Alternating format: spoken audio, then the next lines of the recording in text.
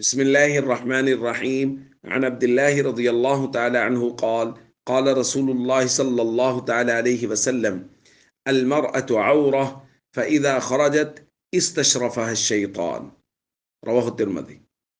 نبی کریم صلی اللہ علیہ وسلم نے ارشاد فرمایا، عورت سراپا پردہ ہے، جب وہ باہر نکلتی ہے تو شیطان اس کو تاکتا ہے۔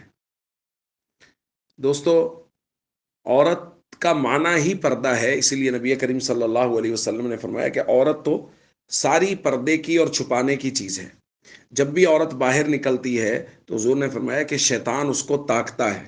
اس سے مراد یا تو یہ ہے کہ شیطان عورت کے ذریعہ سے لوگوں کے ذہنوں میں غلط خیالات ڈالتا ہے، جس کی وجہ سے ان کو گمراہ کرتا ہے، یہ مراد ہے استشرفہ شیطان کا۔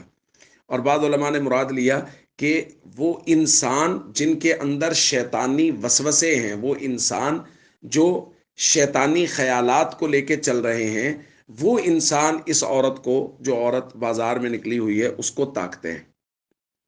تو دوستو، عام حالات میں عورت کو دیکھنا، اس کی طرف نظر اٹھانا، اس سے قرآن نے منع کیا، جیسے ہم نے کل بات کی، قل للمؤمنین یغضوا من ابصارہم، مومنوں سے کہیے اپنی آنکھوں کو نیچا رکھیں۔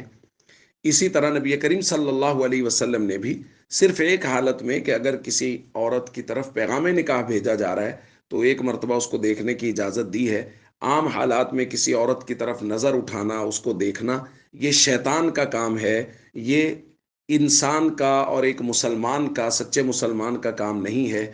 بس یہاں ایک اور بات یاد رکھ لیجئے کہ عورت وہ بھلے ہی بازار میں ہو، کسی گھر میں ہو، بھلے ہی اسکرین پہ ہو، اگر کوئی غیر محرم ہے تو اس کو دیکھنا جائز نہیں ہے، نہ ہی اسکرین پہ دیکھنا جائز ہے، نہ ہی کسی اور جگہ غیر محرم کی طرف نظر اٹھانے کی اجازت نہیں دی گئی۔ اس لیے ہم سب کو چاہیے اپنی نظروں کی پوری حفاظت کریں۔ السلام علیکم ورحمۃ اللہ وبرکاتہ۔